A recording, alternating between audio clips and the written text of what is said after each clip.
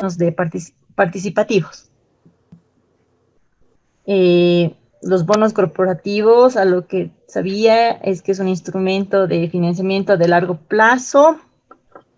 Los bonos municipales, que están emitidos por el gobierno municipal, y los bonos de participación, que están emitidas para los pymes. También hemos visto bonos bancarios bursátiles que lo emiten los bancos, y dentro de ellos están los bonos convencionales o los bonos seniors y los bonos subordinados.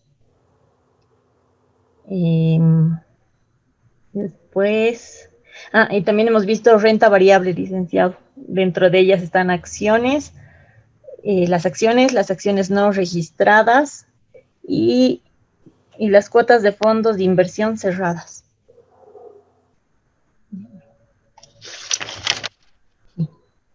Muy bien. Eso. Muy bien. Bien, Daniela. Flor,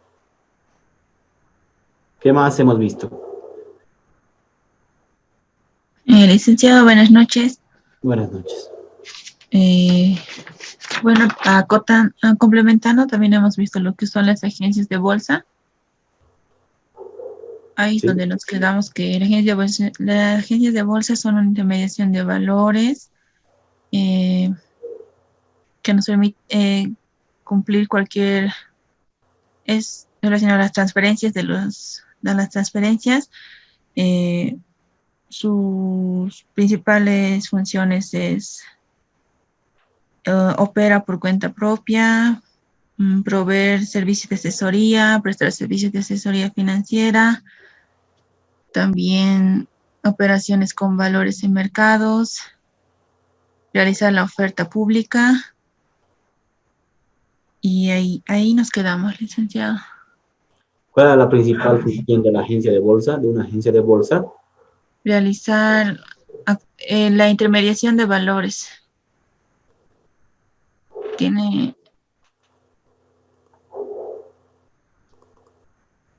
Muy bien. ¿Están viendo mi pantalla en presentación, modo de presentación completa? Sí, licenciado. Entonces, lo que habíamos visto en la anterior clase, aparte de terminar de ver lo que son los instrumentos que se negocian en bolsa, vimos ya a detalle quiénes son los participantes de este esquema de mercado de valores. No se olviden que cuando estamos hablando de mercado de valores, en el fondo estamos hablando de un tipo de intermediación financiera que es la directa, ¿sí? La directa. En este esquema, que ya está acá un poquito más aterrizado, ¿quién asume el riesgo de la inversión?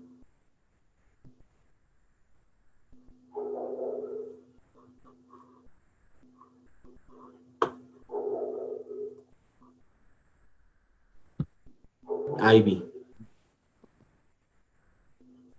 Buenas noches, licenciado. Bueno. El que asume el riesgo es el inversionista. No lo sé. Correcto. En este esquema de intermediación, quien asume el riesgo es el inversionista, ¿verdad?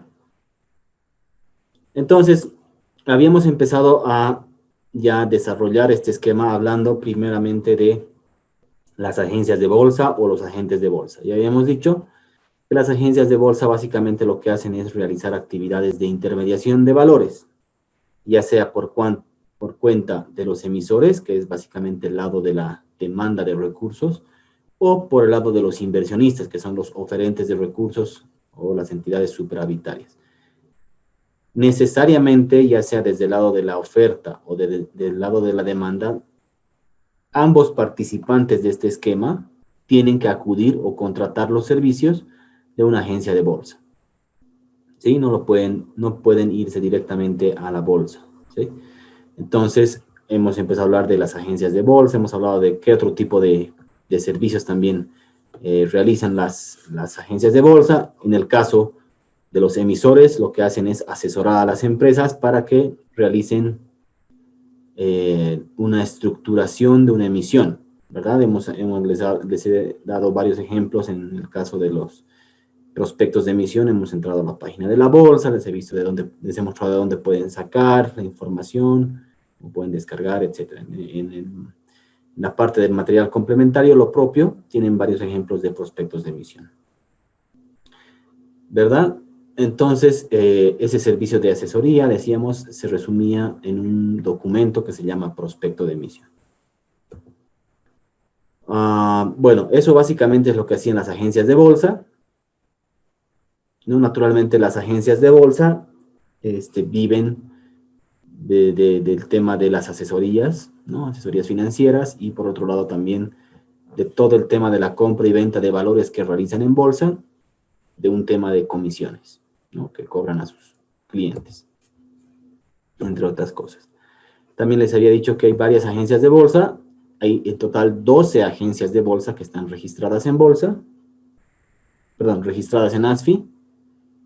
Y aquí están, algunas pertenecen a grupos financieros, otras no, otras son independientes. Y bueno, pues, si ustedes quisieran participar de este esquema como inversionistas o como empresas, tienen que acudir a una de estas agencias de bolsa. En este gráfico les muestro la cartera de inversiones que tienen las agencias de bolsa. Ojo, esta es la cartera de inversiones propia de las agencias de bolsa, la cartera propia, más no la cartera de sus clientes, ¿sí? Entonces pueden ver acá en tamaño quién tiene la cartera más grande. Eso no implica que quien tiene más cartera es mejor agencia de bolsa, de ninguna manera. Simplemente aquí les estoy dando un dato de cuánto es lo que ellos administran de su cartera propia, ¿no? Esto es expresado en miles de dólares con corte al 31 de mayo. Hay agencias que, por ejemplo, no tienen prácticamente cartera, pero es un tema de una decisión que han asumido por su política, nada más. ¿Ok? ¿Alguna pregunta, señores, en referencia a las agencias de bolsa? Ahora vamos a pasar ya a ver otro participante que son los emisores, ¿no? Antes de pasar a los emisores, ¿tienen alguna pregunta?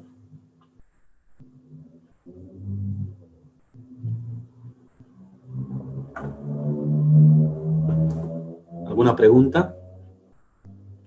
¿Pasamos? Lice, Sí. le hice una consulta. ¿Cuál es el tiempo de duración de la relación entre el inversionista y el agente de bolsa? ¿Durante todo el tiempo digamos, de un bono o solo en un hecho inicial? Bueno, la relación, ya sea con los emisores o con los inversionistas, se inicia con la agencia de bolsa a través de una apertura de una cuenta.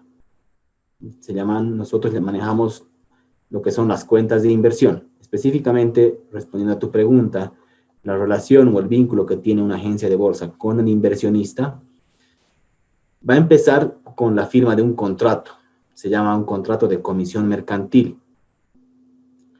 Bajo ese contrato, y hasta que, bueno, no se dé por terminada la relación por algunas causales que establezca el contrato, puede ser de mucho tiempo, ¿no? No necesariamente dura la relación con el inversionista el tiempo que dura, por ejemplo, la inversión, no, porque el inversionista puede tener varias inversiones de diferente tipo, con vencimientos diferentes en el tiempo.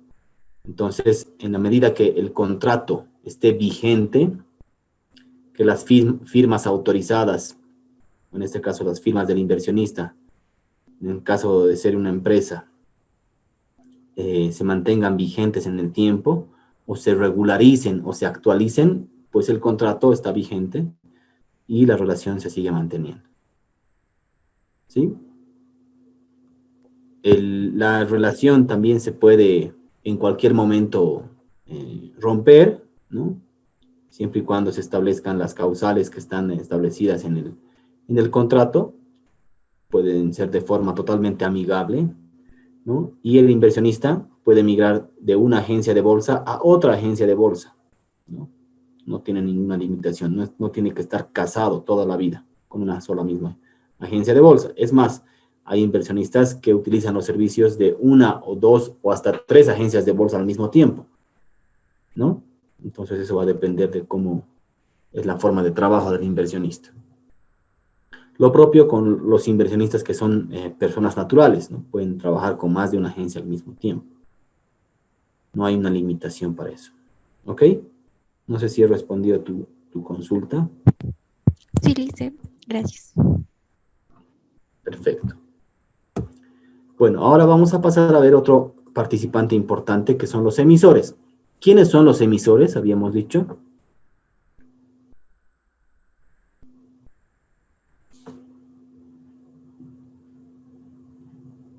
Las empresas. Las empresas, correcto. Las empresas que en lugar de acudir a un financiamiento tradicional, es decir, ir a la banca, lo que hacen es acudir a un mercado que se denomina mercado de valores. Para tal efecto, lo que van a hacer es financiarse a través de la emisión de títulos valores. Pueden ser bonos, pueden ser acciones, pagarés, ¿no? Pero en definitiva, este lado de la demanda de recursos son básicamente las empresas. ¿Ok? Entonces, los emisores básicamente lo que hacen es realizar una oferta pública de valores. Lo que hacen es realizar una oferta pública de valores en demanda de recursos financieros. ¿Qué es una oferta pública de valores? Si quieren pueden tomar nota. Una oferta pública, esto está determinado en el artículo número 6 de la Ley del Mercado de Valores, que nos dice que una oferta pública es toda invitación o propuesta dirigida al público en general, o a sectores específicos, realizada a través de cualquier medio de comunicación, o difusión, ya sea personalmente o a través de intermediarios autorizados, es decir, las agencias de bolsa, con el propósito de lograr la realización de cualquier negocio jurídico,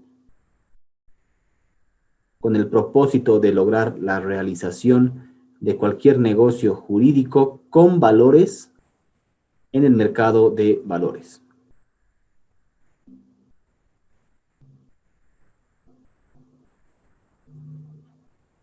¿Sí?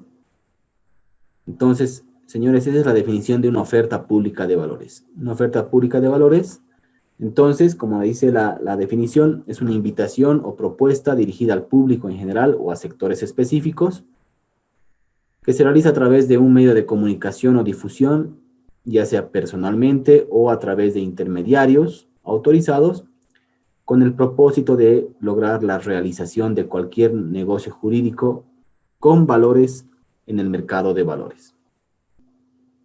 ¿Ok? Entonces, las empresas, veamos acá voy a dibujar un balance.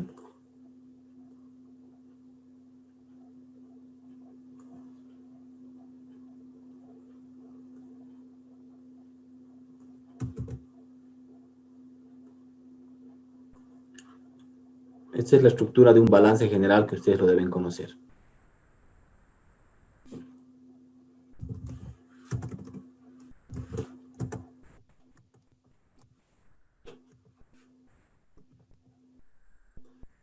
¿Qué tenemos en un balance a la izquierda?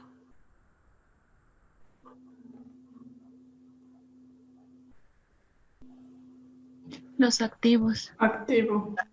Los activos, ¿verdad? Los activos. En el lado derecho, El pasivo y el patrimonio.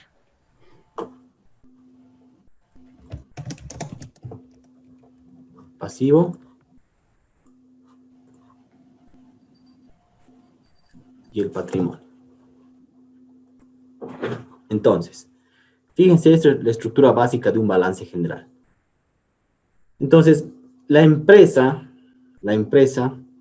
en este esquema de financiamiento a través de la emisión de títulos valores, puede financiarse, señores, desde el punto de vista de un balance general, desde tres lados, ¿sí? Lo más convencional es que las empresas se financien, ¿cómo? ¿Desde qué punto de vista del balance? ¿Qué es lo más convencional?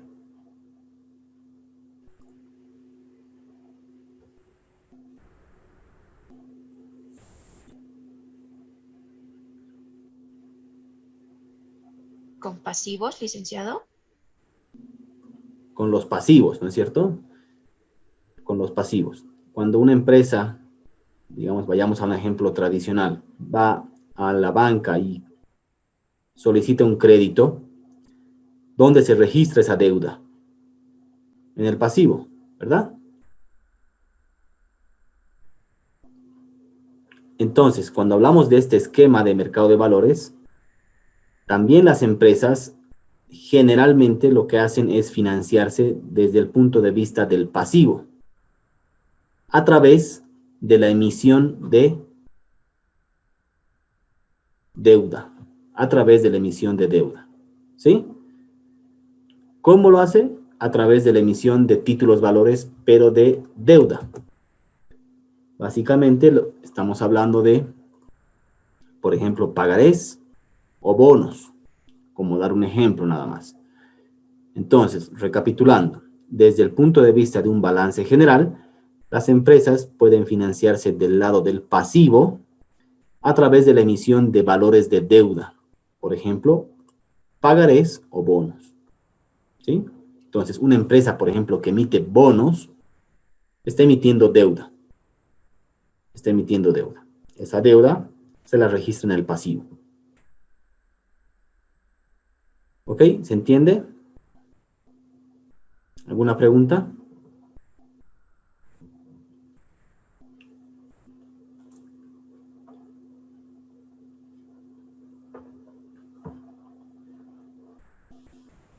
También las empresas pueden financiarse desde el punto de vista del patrimonio. Desde el punto de vista del patrimonio.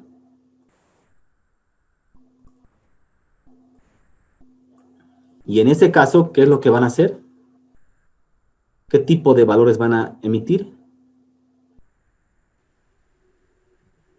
Acciones. Acciones. Acciones, correcto. Las acciones, ¿sí? Acciones, pueden emitir acciones ordinarias, preferentes. En el caso de los fondos de inversión cerrados, son cuotas de participación de fondos de inversión cerrados. ¿Qué es una acción?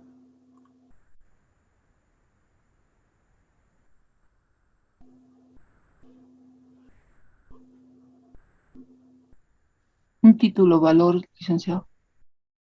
¿Cuál es la característica de ese título valor?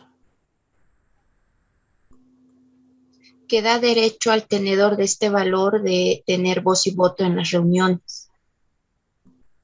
Ya, pero en esencia, señores, Documento mercantil intercambiable, licenciado. en esencia, la característica de una acción, que es la alícuota parte del capital social de una sociedad anónima. ¿Sí? Solo las sociedades anónimas, señores, emiten acciones. Entonces, una acción representa una alícuota aparte, es decir, un porcentaje del capital social de una sociedad anónima. ¿Quiénes emiten acciones? Las sociedades anónimas, solamente. ¿Sí? Eso nos dice el Código de Comercio.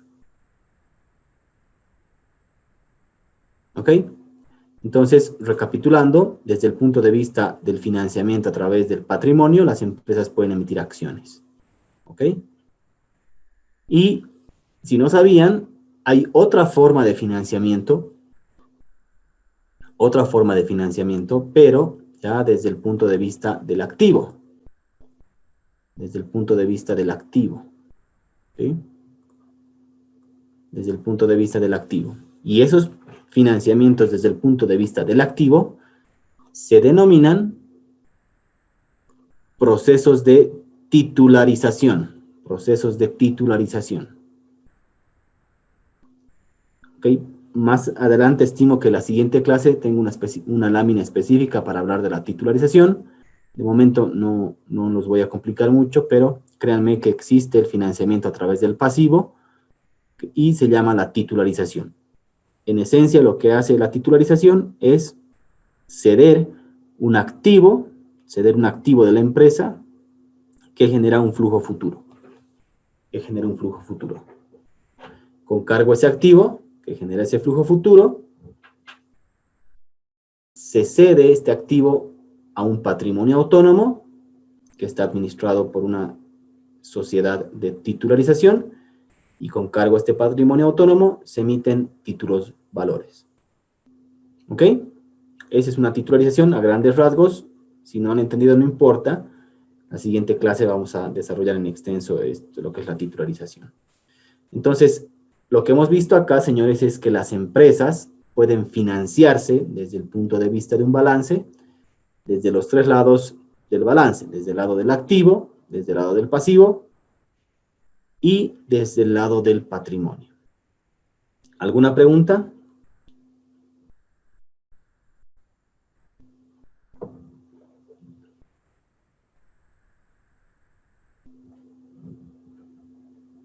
¿Alguna pregunta?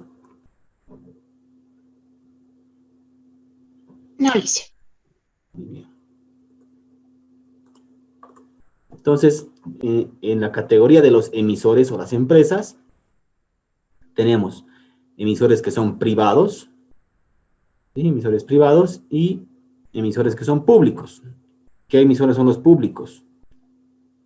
Los bancos centrales, como les decía en el esquema que habíamos visto. El Banco Central es un emisor por excelencia. ¿Por qué? Porque utiliza el mercado de valores a través de sus subastas semanales que realiza, en el caso específicamente del Banco Central, para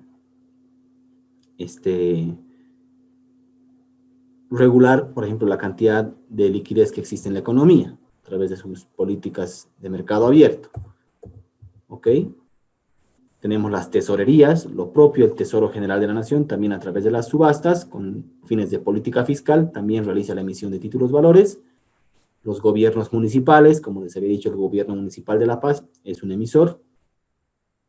¿Sí? Entonces, aquí ustedes pueden ver los dos tipos de emisores que existen. Tanto privados, que son básicamente las empresas, y emisores públicos. ¿Ok? Entonces, como les había dicho, los emisores, ¿qué es lo que hacen? En este esquema, nuevamente, contratan los servicios de una agencia de bolsa, y esta agencia de bolsa lo que va a hacer es asesorar a la empresa para que la empresa pueda realizar la emisión de títulos valores en el mercado. Esa asesoría se va a traducir en lo que denominamos un prospecto de emisión. Un prospecto de emisión lo que hace es, es un documento. Un documento que resume tanto las características de la emisión como las características del emisor. Fíjense acá.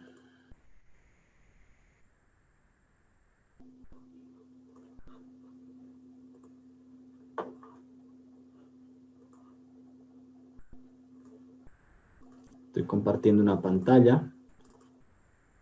¿Sí? ¿Logran ver?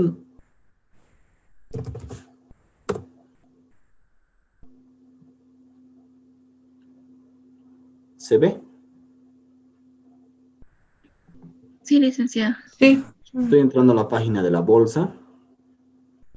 Y ustedes acá en este link que dice Centro de Información Bursátil, se van a la ventana donde dice Prospectos de Emisión. Bueno, antes de eso, fíjense, aquí están todos los emisores en bolsa. que actualmente emiten valores. A ver, entremos. Emisores en bolsa. Fíjense, tenemos el directorio de emisores por rubro. Tenemos a los bancos, cooperativas, el sector del comercio, el sector de la construcción, servicios financieros, seguros, eléctricas, industria, agroindustria, servicios, transportes, petroleras, etc. Públicos. Por ejemplo, veamos emisores que están en el sector de la industria.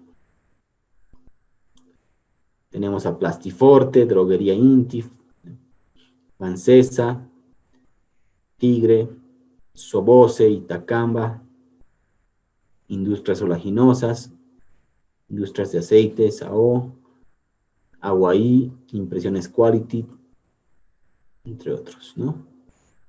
Si ustedes ven, por ejemplo, las petroleras, está Chaco, bueno, básicamente todas las subsidiarias de Casa Matriz, de yacimientos. Está Chaco, está Andina, está Transporte, está Transierra, Equipetrol. Bueno, esta no es subsidiaria, ¿no? Mineras, Yapa. Eléctricas, tenemos a De La Paz, El Feo, Ende de Oruro, Corani, Guaracachi, Valle Hermoso, Gas y Electricidad, Ende Transmisión, es así, creo que es una subsidiaria, de Ende Corporación, COBE. Entonces aquí tienen varios emisores, en este caso del sector privado, y públicos, fíjense, debe estar el gobierno municipal de La Paz acá, ¿no? Bueno, ¿alguna pregunta hasta acá?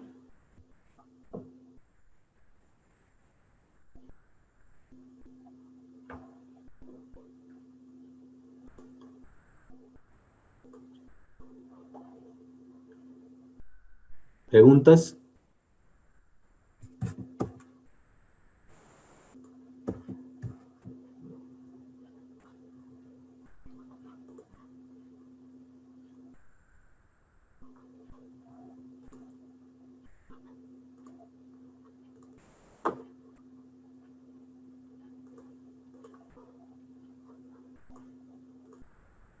Bien. Bueno, entonces hemos visto ya los agentes de bolsa, hemos visto emisores, ahora nos toca ver a los inversionistas, ¿sí? A los inversionistas.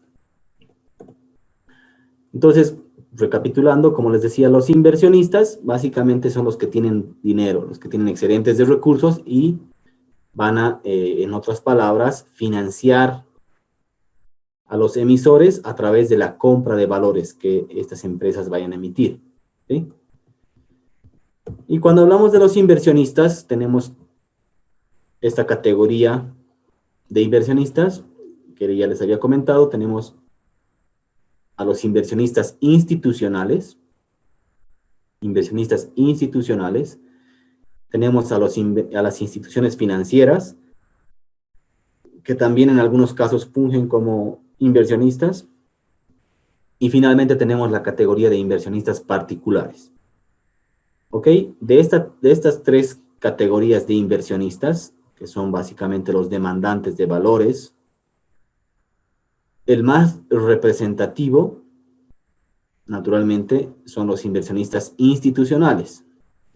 Vamos a desarrollar uno a uno. O sea, dentro de esta categoría de tres inversionistas, los más representativos son los inversionistas institucionales. Y a continuación vamos a desarrollar quiénes son los inversionistas institucionales. También lo vamos a desarrollar en orden, digamos, de importancia. Bien, empecemos. Entonces, en primera instancia, como el principal inversionista institucional, tenemos a las AFPs. ¿Qué son las AFPs?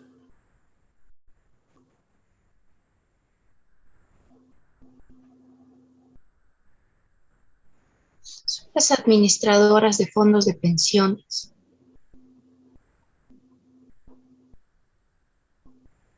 Muy bien, correcto. Las AFPs, como dijo su compañera, son las administradoras de fondos de pensiones. Entonces, perdón, voy a incluir una lámina más para poder escribir. Permítame un segundito.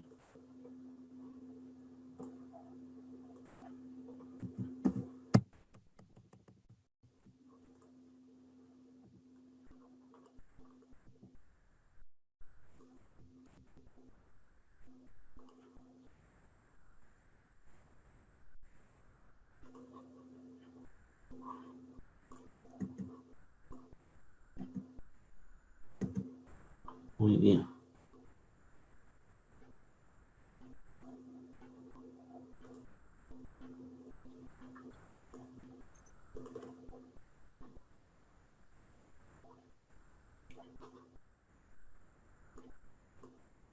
Ok, entonces tenemos en primera instancia las AFPs. Voy a desarrollar acá.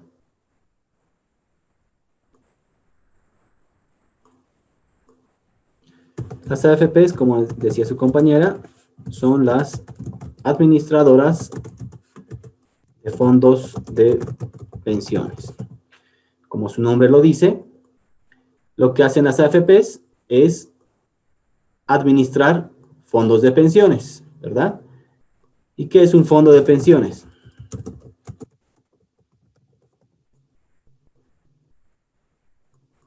¿Qué es un fondo de pensiones?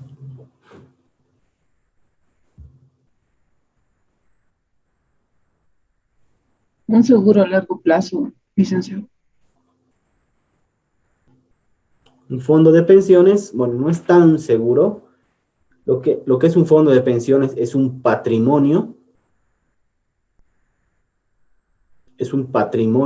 integrado por los aportes, es un patrimonio integrado por los aportes periódicos que obligatoriamente realizan los trabajadores para sus pensiones de jubilación futura. ¿Sí? Entonces es un patrimonio que está constituido, que se forma por medio de los aportes periódicos de los trabajadores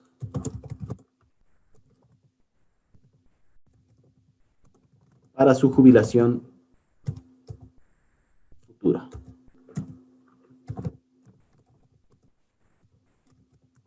¿Sí? ¿Se entiende? Me imagino que hay muchas personas acá que están trabajando en el sector formal de la economía. Es decir, que son de repente dependientes o, en el caso de ser independientes, también realizan aportes para el tema de su jubilación. Aquí no sé.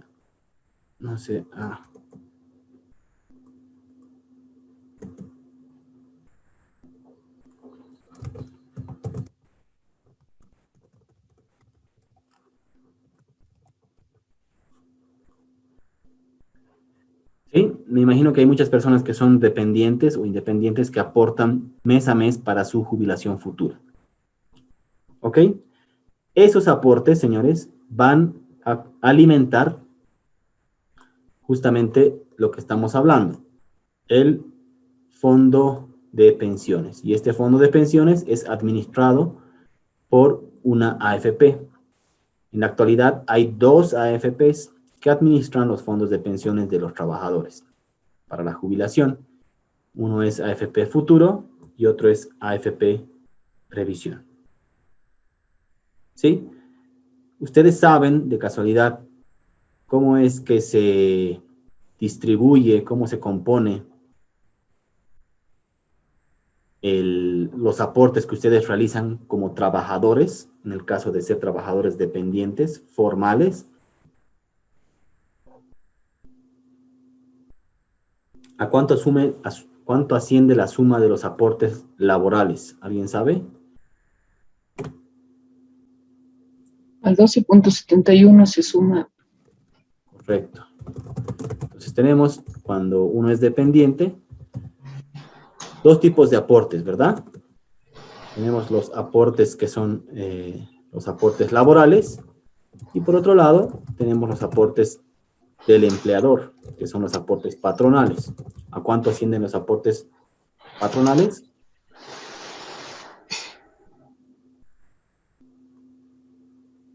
¿16.71? Sí. Estoy seguro. Primero, los laborales son 12,71%, ¿verdad? Sí. Y los patronales, bueno, en un trabajador convencional ascienden a 14,71%. ¿Cómo se descomponen estos aportes laborales? Licenciado, buenas noches. Si no me equivoco, es el SIP, que es el de aporte, el SIP, fondo de vivienda, y el 0.5, que es del asegurado. Si vayamos desglosando. Ese 12,71% se descompone de la siguiente forma. 10%, básicamente es el grueso, es el aporte para la jubilación, ¿verdad? 1,71% es el aporte para Riesgo común. riesgo común. Luego tenemos 0,5%, que es la comisión de administración Fondo solidario. de las AFPs. Y finalmente el otro 0,5%, efectivamente, es un fondo solidario.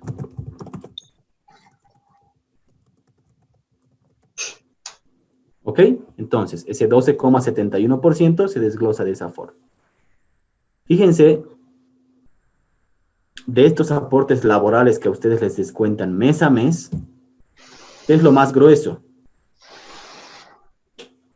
La jubilación. El aporte para la El jubilación. aporte de vejez. Para la jubilación futura, ¿no es cierto? Ese 10%. Entonces, ese 10% que ustedes, las empresas, les retienen cuando les pagan, las empresas están obligadas de aportar justamente a las AFPs. Y es el fondo de pensiones que se alimenta justamente de ese 10% que es el aporte para la jubilación. ¿Ok? Entonces, en resumen, ese fondo de pensiones, que es administrado por las AFPs, es alimentado por ese 10% que a los trabajadores les descuentan mes a mes de su salario. ¿Ok? Simplemente para terminar este concepto, los aportes patronales, ese 14,71%, ¿cómo se lo desglosa? ¿Alguien sabe? El aporte al seguro social obligatorio es el 10%. Muy bien, así es. El 10% es el seguro social, básicamente que es el de corto plazo, ¿verdad? Sí. Que es básicamente el seguro, lo que se paga a las cajas, ¿no? De salud. Luego tenemos el 1,71% que está destinado para Al riesgo profesional de largo plazo. riesgo profesional, exactamente. Son accidentes de trabajo que puedan ocurrir en la fuente de trabajo o a causas del trabajo, ¿no? Y finalmente tenemos un 3% que es un aporte solidario. Entonces, ese 14,71% se desglosa de esta forma. ¿Ok? Licenciado, ¿y qué pasa con el aporte Provivienda, que era el 2%? Entiendo que ya se lo ha eliminado. Ah, Sí, porque con eso tenía entendido que era 16,71. Sí, evidentemente antes existía ese 2%, pero se lo ha eliminado.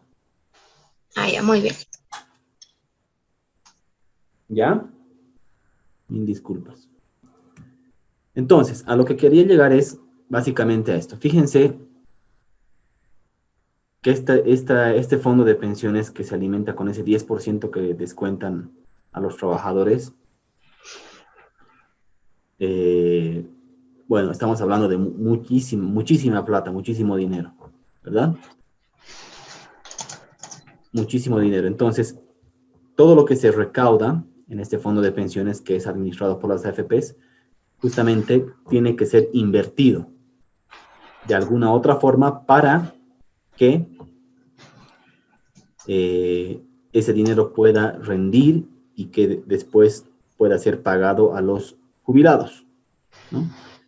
Actualmente, y esto básicamente, esto solamente con un ánimo de cultura general, no se olviden que estamos bajo un régimen para el tema de las jubilaciones, estamos bajo un régimen de capitalización individual. Un régimen de capitalización individual. ¿Qué significa esto?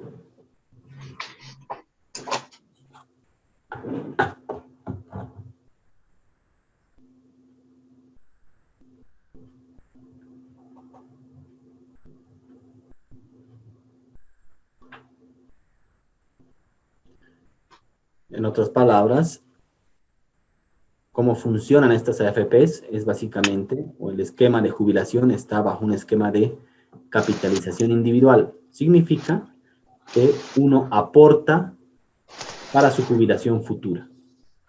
¿Sí? A diferencia del esquema anterior que teníamos, antes de la reforma de pensiones, que se trataba de un esquema de un sistema de reparto. Sistema de reparto. Significa eso que las jubilaciones presentes financian la jubilación de las generaciones pasadas.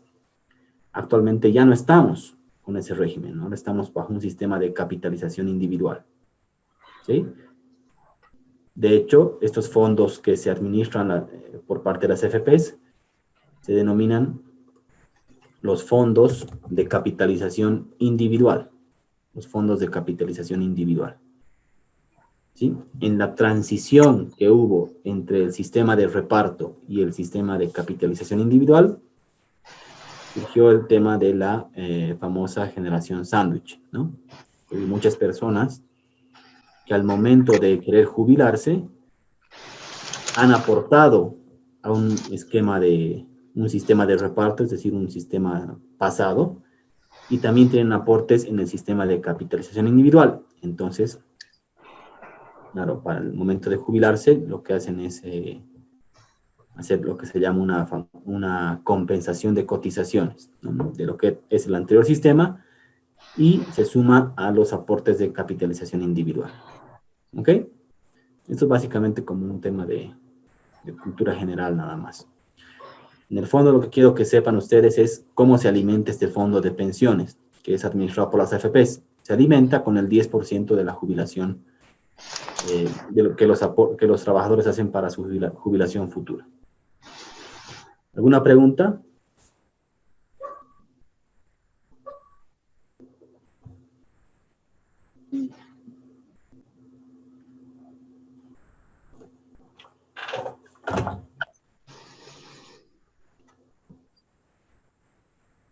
Ok, yo les hago una pregunta. Hay dos AFPs actualmente, AFP Futuro y AFP Previsión. ¿Ustedes más o menos se imaginan cuánto administran ambas AFPs en monto?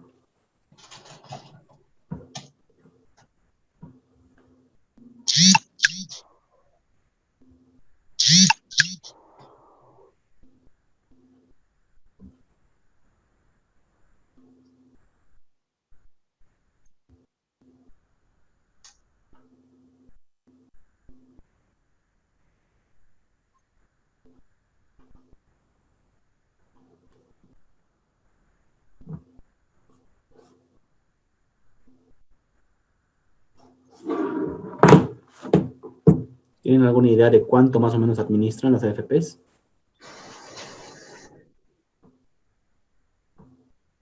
No sé, Licia, tal vez cerca a los 20 millones de dólares podría ser.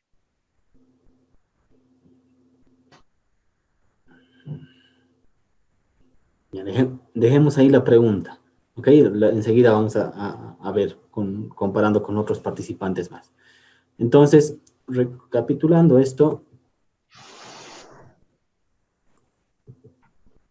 hablamos de las AFPs, ¿verdad? Entonces, ya hemos visto qué son las AFPs, qué administran, cómo se alimentan estas AFPs, perdón, los fondos de pensiones, ¿sí? Ahora vamos a hablar de lo que son las SAFIs. Las SAFIs. A menos que hubiese alguna pregunta hasta acá.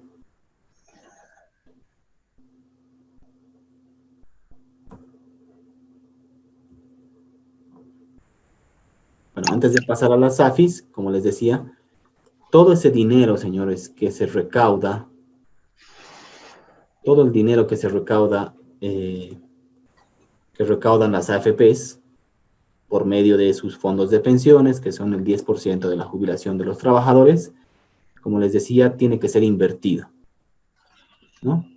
¿Dónde invierten las AFPs?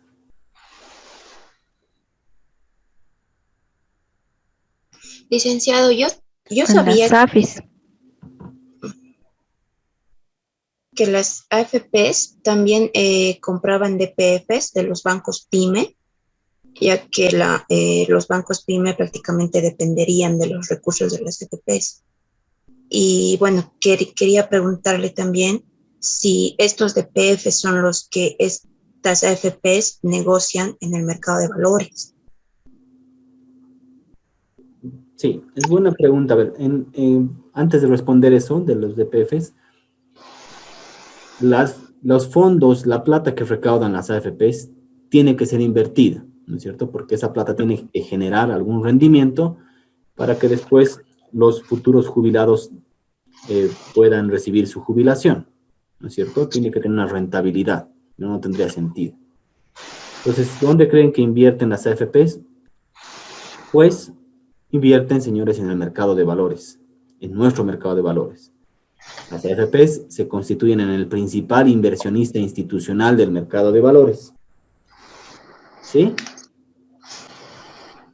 Son el principal inversionista. Entonces, ellos son los que básicamente lo que hacen es comprar las inversiones, las emisiones que hacen las empresas. Compran las emisiones que hacen las empresas. Las AFPs, por norma, pueden comprar hasta el 40% de cada emisión de valores. ¿Okay? Las AFPs pueden comprar hasta el 40% de cada emisión. Cada AFP. Por tanto, las AFPs entre las dos podrían comprar hasta el 80% de cada emisión de valores. ¿Ok? Por norma. Esto no implica que están obligadas a hacerlo, sino que por norma pueden comprar hasta ese importe solamente. No pueden exceder de eso. Les pongo un ejemplo.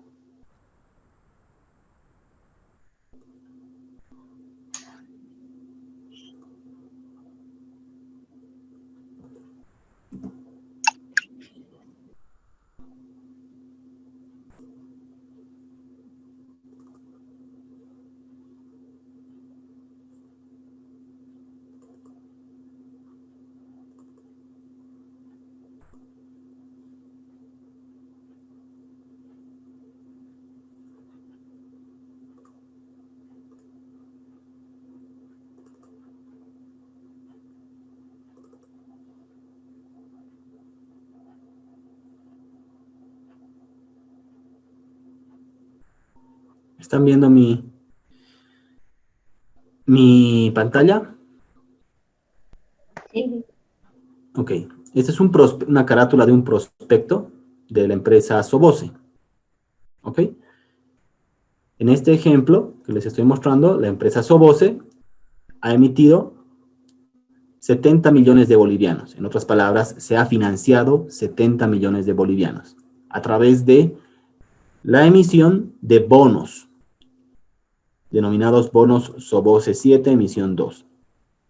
¿Okay? Licenciada, no estamos viendo en la pantalla a la que está refiriendo, estamos viendo sus archivos. Perdón. ¿Ahora sí? Sí. ¿Sí? ¿Se ve? Bien, como les decía, esta empresa, Soboce, se está financiando 70 millones de bolivianos. En otras palabras, está emitiendo valores por 70 millones de bolivianos. ¿Qué tipo de valores? Bonos. Bonos Soboce. ¿Ok?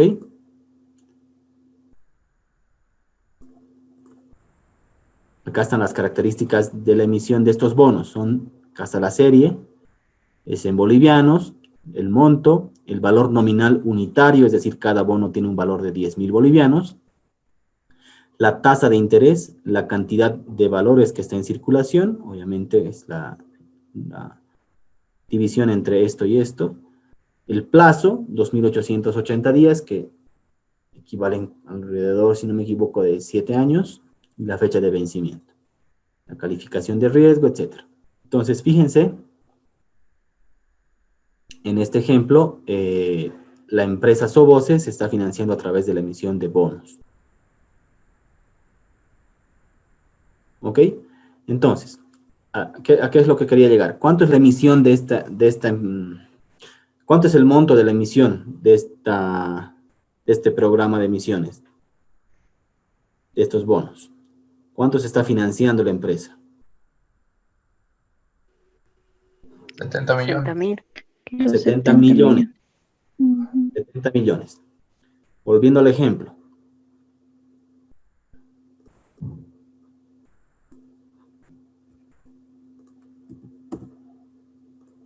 Volviendo al ejemplo. ¿Cuánto era? ¿Están viendo mi pantalla? ¿La presentación? Sí, licenciado. Ok. Estábamos hablando de las AFPs, ¿verdad? Y les decía que las AFPs pueden comprar hasta el 40% de cada emisión. Entonces, ¿cuánto era la emisión?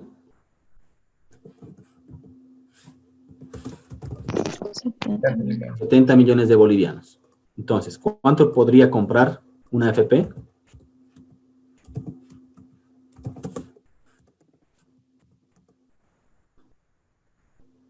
¿Cuánto? El 40%. El 40%. 28 millones. 28 millones. La otra AFP compra el restante 40%. ¿Sí? Entonces, ¿cuánto va ahí?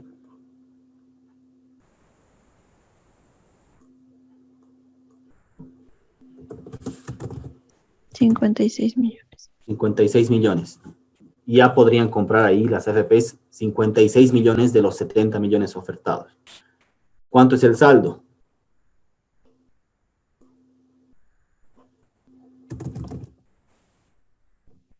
$14 millones. 14 millones. 14 millones. Esos 14 millones van a ser adquiridos entonces por otros inversionistas. Pueden ser compañías de seguros, pueden ser las AFIs, pueden ser las agencias de bolsa o incluso personas naturales.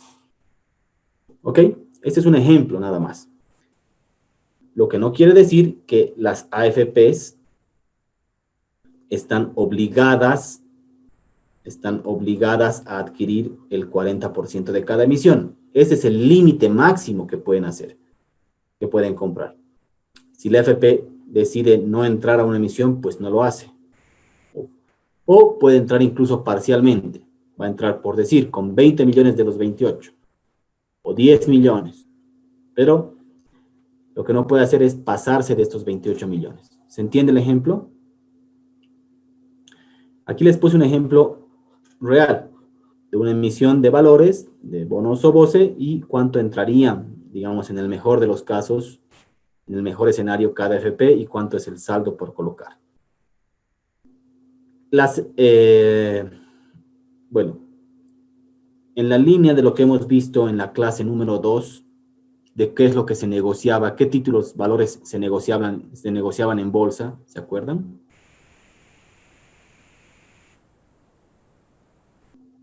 ¿Están viendo mi presentación, perdón? Sí, sí. ¿Sí? Les había mostrado yo una lámina que estaba al final, no sé si se acuerdan.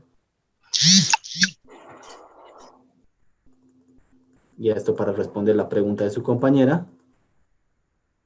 ¿Ven el cuadro?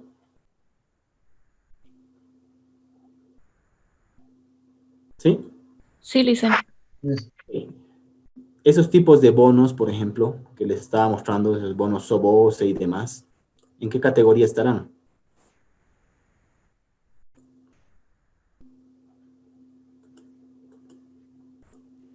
Bonos a largo plazo. Bonos largo plazo.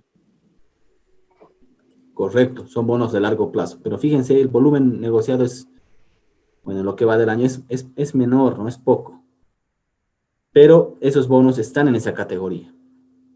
¿Ok? Y las AFPs tienden a invertir en ese tipo de instrumentos. Pero fíjense cómo es la naturaleza de nuestro mercado. ¿Qué es lo que más se negocia?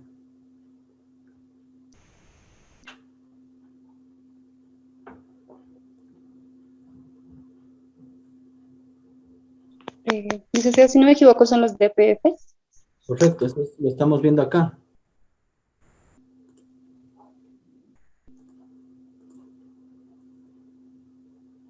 Fíjense, más del 80% de lo que se negocia es DPFs, ¿no? Entonces, respondiendo a la pregunta de su compañera, evidentemente las AFPs también invierten en DPFs, ¿no? No necesariamente de pymes, sino también de bancos múltiples. Entonces, si ustedes entran a la página de la APS o de cualquiera de las AFPs y ven la composición de las inversiones que tienen la cartera de inversiones de las AFPs, van a ver que el grueso de lo que tienen en su cartera naturalmente son DPFs, ¿sí? Pero no necesariamente de bancos pymes, sino también de bancos múltiples. ¿Ok? ¿Alguna pregunta?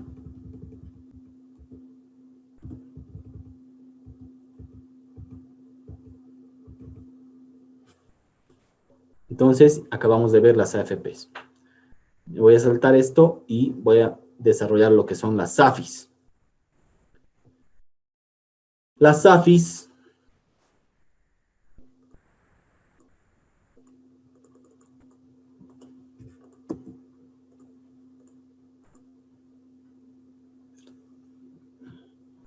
pero ¿están viendo mi pantalla? Porque a mí no me deja escribir. Un segundito.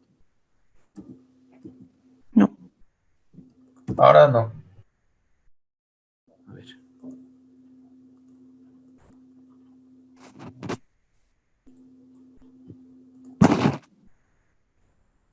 ¿Ahora? Sí. Y vemos, pero en Está. dos pantallas divididas. Ahora sí. ¿Ahora sí? Sí. Ahora sí está. Ya. Entonces, ahora vamos a ver lo que son las SAFIs. Las SAFIs, que me imagino que a algunos ya les es más familiar este término, son las sociedades administradoras de fondos de inversión. Son las sociedades administradoras de fondos de inversión. ¿Ok? ¿Qué administran estas SAFIs? Como su nombre dice, administran lo que son fondos de inversión. ¿Qué es un fondo de inversión?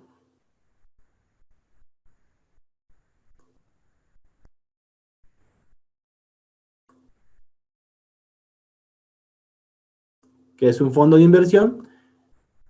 Es un patrimonio común, autónomo,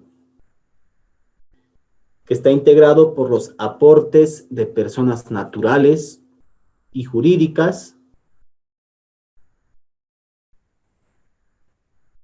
para su inversión en activos,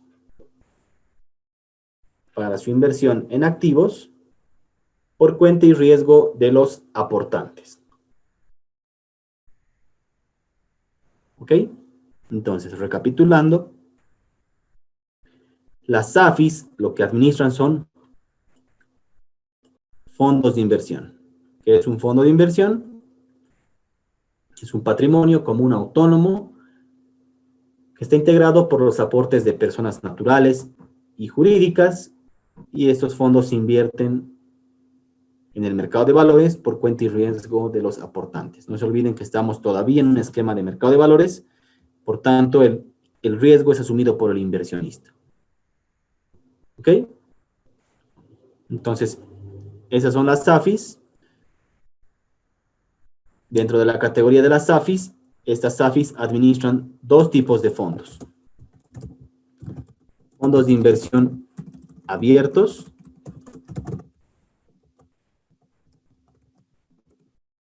y fondos de inversión cerrados. ¿Ok? Fondos de inversión abiertos y fondos de inversión cerrados.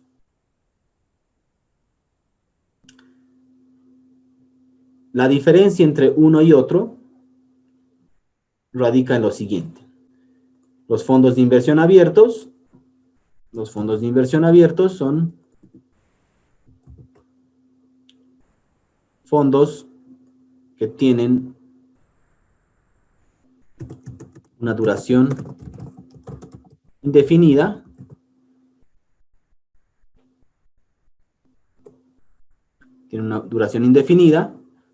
el patrimonio es variable,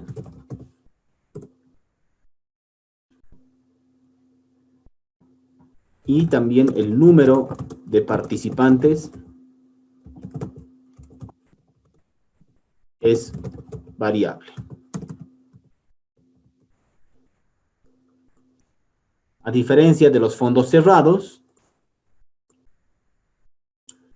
cuyas características son las siguientes. Su duración es definida, o el plazo. Patrimonio es fijo. Y básicamente esas son las características más importantes. Una más. Las cuotas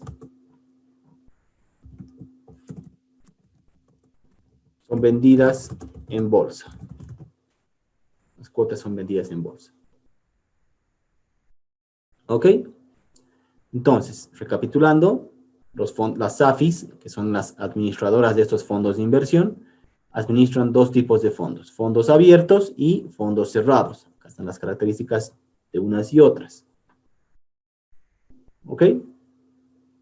Estos fondos de inversión, señores, un fondo de inversión, fíjense, un fondo de inversión está constituido,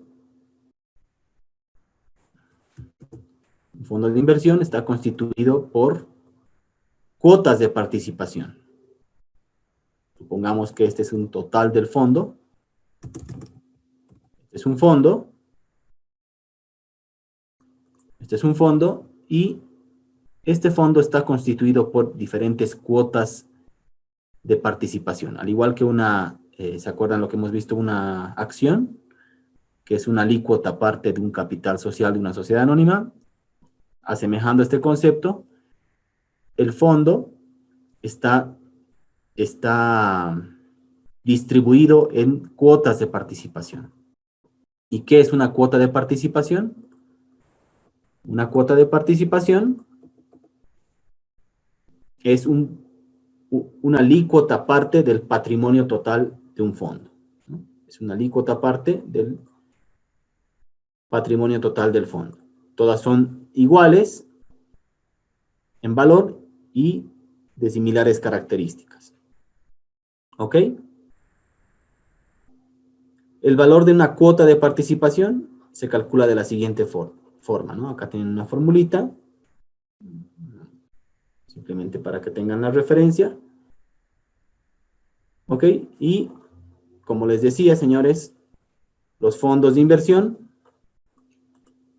pueden ser de dos tipos: fondos abiertos y fondos cerrados.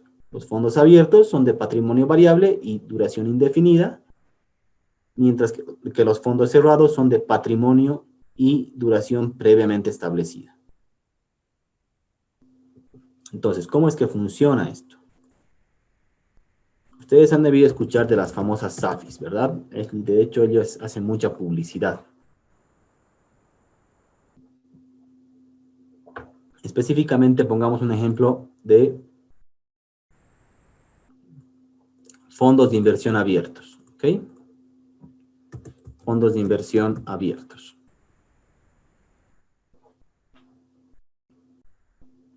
Lo que hacen estas SAFIs es administrar varios tipos de fondos, ¿no? En el caso de los fondos abiertos, por ejemplo,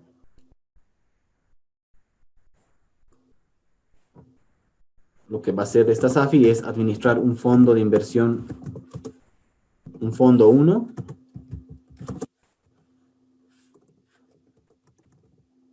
fondo 2, fondo 3, fondo 4. ¿Ok? Tienen diferentes fondos que administran. Y cada fondo, señores, tiene una característica particular. ¿Sí? Cada fondo tiene una característica particular. Me voy a inventar. Puede ser que este fondo 1 sea un fondo que se administre, cuya característica es de ser de un fondo en moneda nacional y de corto plazo. Este fondo 2 va a ser un fondo en moneda nacional y de mediano plazo. Este fondo 3 va a ser un fondo en moneda nacional y va a ser un fondo de largo plazo. Finalmente, este fondo 4 será un fondo en moneda extranjera y de mediano plazo, y así. Entonces, cada fondo tiene ciertas características. Entonces, las personas que quieran invertir sus recursos implícitamente en el mercado de valores, lo pueden hacer a través de una SAFI, ¿no? Poniendo sus fondos en un fondo de inversión abierto. En un fondo abierto, y dependiendo las características que tenga el inversionista, bueno, pues elegirá un fondo de su preferencia. ¿Ok? Y así funcionan las SAFIs, ¿no? Lo que hacen es administrar y a estos fondos les ponen un nombrecito. Y les ponen nombres que son relativamente atractivos para, obviamente, venderlos de esa forma. Los fondos de inversión abiertos no son iguales, pero funcionan muy similar a cómo funciona una caja de ahorro en su operativa, pero en esencia, en el fondo, no son iguales. Mucha gente tiende a confundir a lo que es un fondo de inversión con una caja de ahorros. Pueden funcionar de una forma similar, pero en esencia no es lo mismo. No se olviden que si ustedes están invirtiendo en este esquema de fondos de inversión, están asumiendo el riesgo, porque ustedes son los inversionistas. Y no se olviden que en este esquema pueden perder incluso capital, porque ustedes están asumiendo el riesgo. Entonces, muchos confunden eso. ¿Ok? Dos aclaraciones acá. Cuando ustedes realizan aportes al fondo, lo que están haciendo es una compra de cuotas. Una compra de cuotas. ¿Ok? Cuando ustedes retiran fondos del fondo, pues retiran su plata del fondo, ya sea total o parcialmente,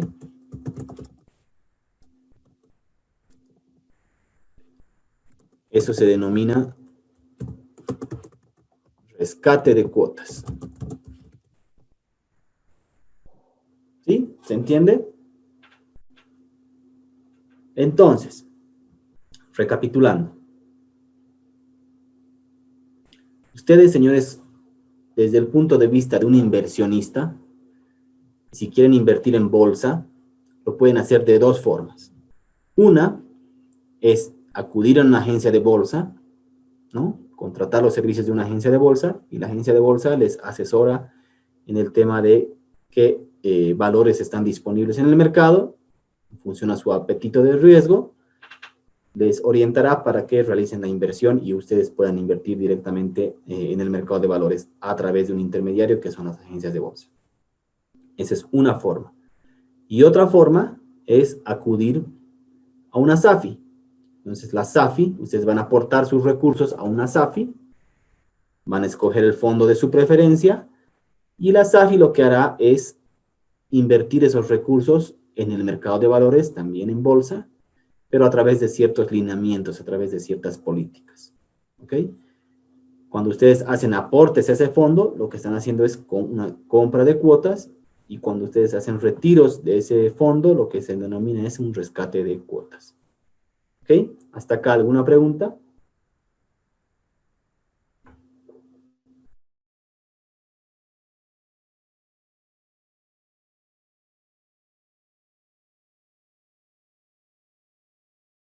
¿Alguna pregunta? Licenciado, ¿y cuál es la ventaja en comparación a las cajas de ahorro? Ahí ustedes tienen que evaluar, ¿no? El rendimiento de estas SAFIs es variable. No es un rendimiento fijo, a diferencia de una caja de ahorro que ustedes saben cuánto va a pagar, ¿no? La caja de ahorro o un DPF. En el caso de las SAFIs, es un rendimiento que es variable, ¿no? Que va a estar en función al comportamiento del mercado. No te podría dar una respuesta y decirte qué es mejor y qué es peor. O sea, eso tendríamos que comparar y ver un fondo en específico, ¿no? Hay fondos que pueden ser más atractivos que otros no tanto, otros incluso pueden hasta perder capital, como les decía.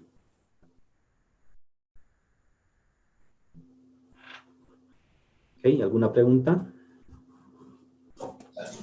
Licenciado, buenas noches. ¿Y hay un riesgo alto de perder el capital o la inversión en esta tasa, en estos SAFI? El riesgo siempre va a estar latente, ¿no? No se olviden que en este tipo de intermediación el riesgo lo está asumiendo el inversionista. Naturalmente los riesgos se acotan, porque no se olviden que este es un mercado regulado, ¿no? Yo les diría que es un mercado relativamente conservador, pero puede existir ese riesgo. ¿Cuán grande es? Bueno, no tendría esa respuesta ahorita, ¿no? Porque habría que analizar cada fondo en específico. Pero, como les digo, reitero, hay la posibilidad de incluso perder capital. No lo he visto tan frecuentemente, pero puede darse el caso.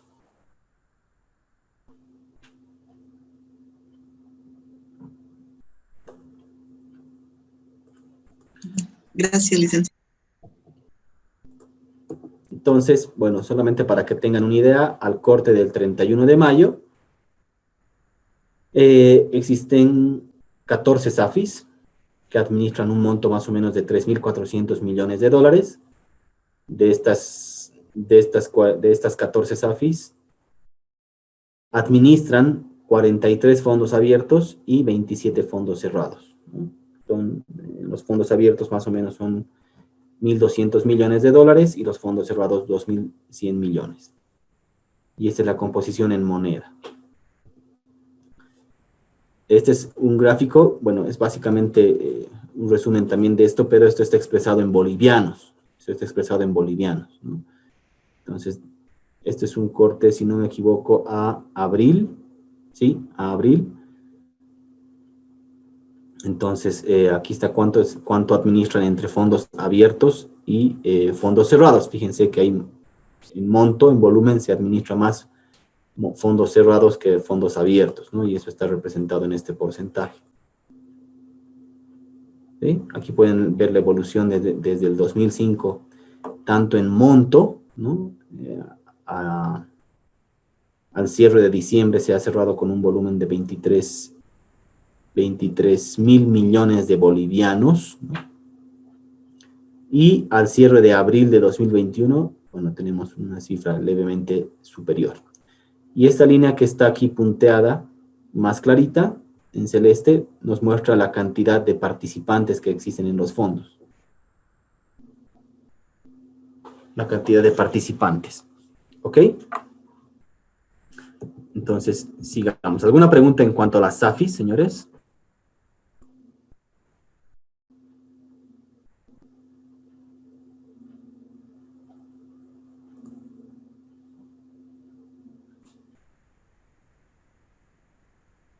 ¿No? Bueno, después tenemos otro participante, me estoy saltando la compañía de seguro, pero lo voy a retomar en un ratito, que es el famoso FRUP. ¿Alguien sabe qué es el FRUP? Sí, dicen, es el Fondo de Renta Universal de Vejez. Y en esta se financian la renta dignidad y los gastos funerales. Correcto. Fondo de Renta Universal de Vejez. Ese es el, perdón.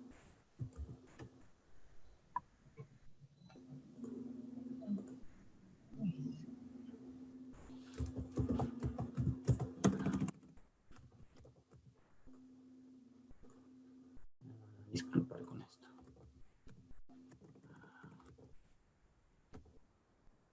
El FRUP es el Fondo de Renta Universal de Vejez. ¿Sí? Este Fondo de Renta Universal de Vejez, como les decía su compañera, tiene básicamente dos objetivos. Tiene dos objetivos. Uno, que es el pago de la renta dignidad. Dos, los gastos funerarios, ¿verdad? Pero en esencia, básicamente, el principal objetivo es el pago de la renta dignidad. ¿Ok? Entonces, el Fondo de Renta Universal de Vejez básicamente se ha constituido para el pago de la renta dignidad, entre sus objetivos más importantes. No es un fondo nuevo, simplemente que le han ido cambiando de nombre, ¿no? En otras gestiones era el Bolivida, el Bono Sol y demás, y ahora se llama Renta Dignidad, ¿no? Renta Dignidad. ¿Cómo se alimenta esta Renta Dignidad? Este fondo. Perdón, repito la pregunta. ¿Cómo se alimenta el Fondo de Renta Universal de Vejez? Del IDH, de los dividendos también de empresas, ¿cómo se dice? Como por ejemplo Entel, YPFB, ellos aportan con sus dividendos y con esos hacen la inversión, o financian, mejor dicho. Sí, muy bien. Tiene dos principales fuentes de financiamiento. Uno es un porcentaje del IDH, ¿sí? Y dos, a través de las utilidades de las empresas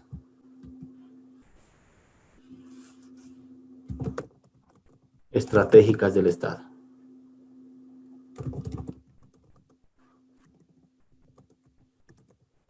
¿Ok? Entonces se financia de dos formas, a través de un porcentaje del IDH y también un porcentaje de las utilidades de las empresas estratégicas del Estado, ejemplo, yacimientos, ejemplo, Entel, etcétera, etcétera. Y con eso se establece un fondo que se denomina Fondo de Renta Universal de Vejez y se destina al pago de la renta dignidad y gastos funerarios. Entonces, fíjense que también este fondo, para que rinda, ¿no?, en el tiempo, tiene que ser invertido, ¿no? Y los recursos de este fondo también, en gran parte, son invertidos en el mercado de valores. ¿Ok? ¿Alguna pregunta?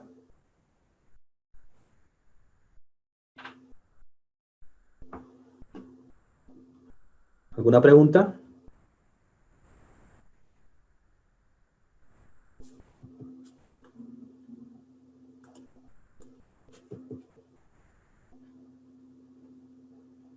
Entonces ya hemos visto las AFPs, hemos visto las AFIs, hemos visto el FRUP. Respecto a las compañías de seguro,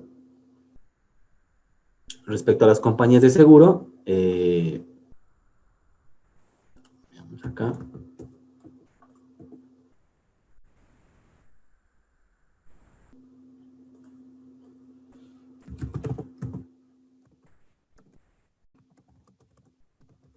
Las compañías de seguro administran dos tipos de, bueno, según la clasificación, hay dos tipos de compañías de seguro.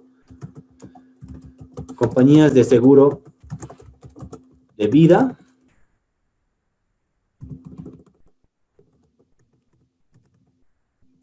y compañías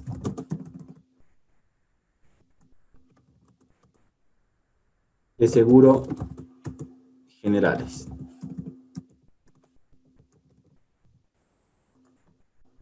Ok, las compañías de seguro, obviamente, lo que hacen es recaudar a través de una prima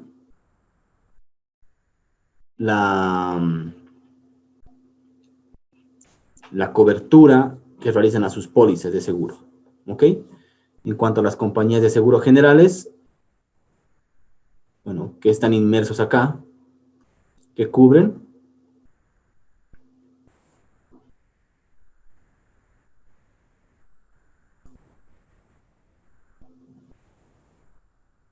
para hacerlo más seguro, más fácil acá.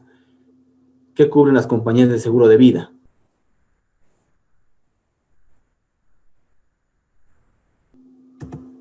A las personas, a la salud, vida de las personas. Seguros de vida, naturalmente, seguros de salud, y uno importante, que se ha puesto de moda en los últimos años, el SOAT. ¿Ok? Mientras que las compañías de seguro generales, todo lo demás que no sea vida, salud y SOAT, ¿no? Estamos hablando aquí, por ejemplo, de todo riesgo, El patrimonio. incendios, robos, no sé, varias cosas, ¿no? Vehículos, todo eso. Simplemente para poner ejemplos. Entonces, lo que hacen las compañías de seguro es vender pólizas de seguro, ¿no es cierto? Y por la venta de esas pólizas de seguro recaudan sus primas. Y todo lo que, bueno, no todo, sino gran parte de lo que recaudan también las compañías de seguro, lo que hacen es invertirlo en el mercado de valores para que pueda rendir, y ante un eventual siniestro que ocurra en la compañía de seguros, estas compañías sean capaces de poder responder con total solvencia al siniestro que ha sido asegurado. ¿Ok? Entonces, también las compañías de seguro, con lo que recaudan, tienen que invertir en el mercado de valores en función, obviamente, a ciertos parámetros, ciertos lineamientos, ciertas políticas que tienen que cumplir. ¿Ok? ¿Alguna pregunta?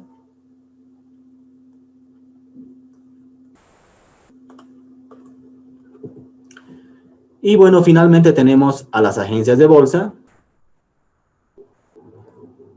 que ya la hemos visto, que son intermediarios que actúan en el mercado de valores y que también pueden eventualmente fungir como inversionistas institucionales en este mercado. Entonces, noten que de esta categoría de inversionistas institucionales, obviamente que los hemos desarrollado acá en extenso, hay ciertos inversionistas que son más importantes que otros, ¿no? Vamos a ver enseguida un gráfico que es muy elocuente. Tenemos otra categoría de inversionistas que son instituciones financieras. Estamos hablando específicamente acá de los bancos, las entidades financieras de vivienda, las cooperativas, que también pueden desarrollarse como inversionistas. No se olviden que los bancos manejan dos tipos de carteras. Uno, la cartera de créditos, que es la el activo más importante, y también tienen una cartera de inversiones, ¿no? Constituyen inversiones para el tema de, sobre todo el tema de tesorería, ¿no? Entonces también están invirtiendo en el mercado. Finalmente tenemos otra categoría menor, que son los inversionistas particulares, y dentro de esta categoría de inversionistas tenemos a las personas jurídicas y personas naturales, ¿no? Entonces, como les decía en algún momento, las personas naturales también se pueden constituir como inversionistas en este esquema, ¿no? Muy bien. Ahora bien, les hago una pregunta. Dentro de esta categoría de inversionistas institucionales, ¿quién creen que es el más importante?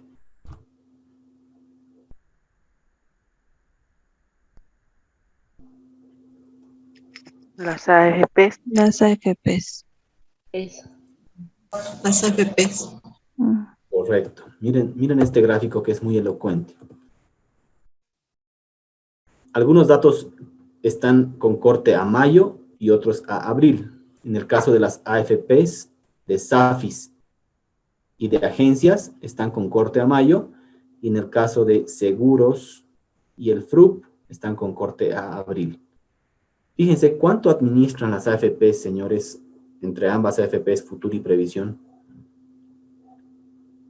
Esto es con corte a mayo. ¿Cuánto administran entre ambas AFPs?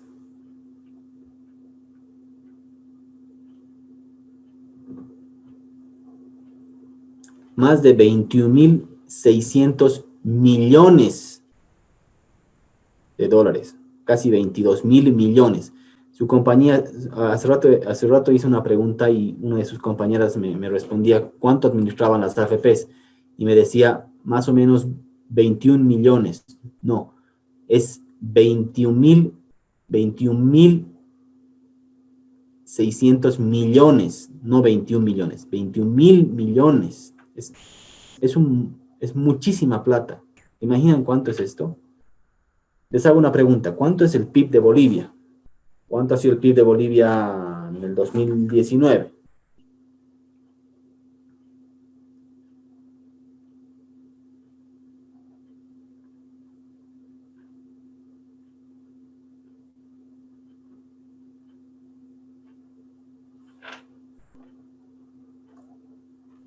¿Tienen la referencia? 40 millones. Exactamente, más o menos, más de 40.000 millones de dólares. ¿Sí? Fíjense cuánto administran las AFPs. Es más, estamos hablando básicamente más del 50% del PIB. Entonces, señores, ¿y cómo se alimenta este monto de las AFPs? Con los aportes de las personas para su jubilación. Entonces, es mucha plata, muchísima plata. Créanme que es mucha plata. Entonces, aquí ustedes pueden ver en términos de magnitud y de importancia quién es realmente quien tiene la plata, ¿no? Las AFPs. Naturalmente, las AFPs invierten en el mercado de valores, tratan de hacerlo en la medida de sus posibilidades en instrumentos que son de empresas. Noten que nuestro mercado tampoco es tan profundo, no tenemos mucha oferta, y obviamente tienen que migrar a otro tipo de instrumentos, como por ejemplo los DPFs, ¿no?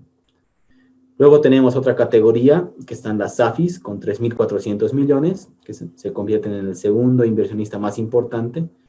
Luego tenemos a las compañías de seguros, con un monto menor, el FRUP, y finalmente las agencias de bolsa, que también pueden constituirse como inversionistas. Entonces, la reflexión que quiero que se queden acá antes de terminar la clase es la cantidad de recursos con las que actualmente cuentan las AFPs y que invierten en el mercado, ¿no? Bueno, ¿alguna pregunta hasta acá?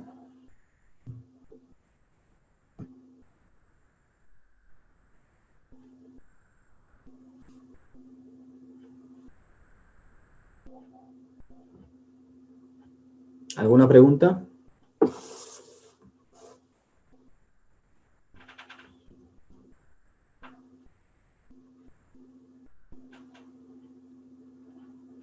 ¿Preguntas?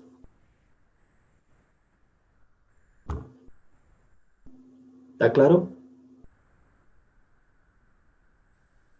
Sí, Licen. Bueno, entonces dejamos acá la clase. Simplemente les dejo con esta interrogante que creo que está en uno de los foros de esta semana. Fíjense la cantidad de recursos que administran las AFPs. ¿Sí? Se ha creado, debe ser ya unos buenos años, tal vez unos 10 años, tal vez, una entidad que se llama la gestora pública. La gestora pública. La gestora pública, en teoría, ha sido creada para administrar estos recursos de las AFPs. En la actualidad, la gestora pública solamente está administrando un fondo que se llama el Fondo de Renta Universal de Vejez. Solamente. En teoría ha sido creado para también administrar estos fondos. En la actualidad todavía operativamente no lo está haciendo, por varios factores. Eso es un tema de discusión. Pero simplemente les dejo con esa cuestionante. Está en uno de los foros, en la pregunta, y les digo cuál es su opinión en referencia a que una entidad pública del Estado vaya a administrar estos recursos. En otras palabras, cuál es su opinión en que los recursos para la jubilación futura de las personas vaya a ser administrado por una entidad del Estado que actualmente está siendo administrado por las AFPs, que son entidades que son privadas. Ok, les dejo con esa cuestionante. No estoy haciendo ningún juicio de valor.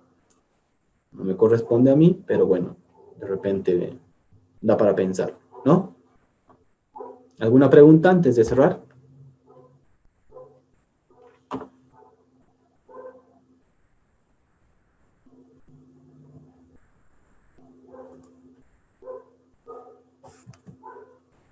¿No hay nada?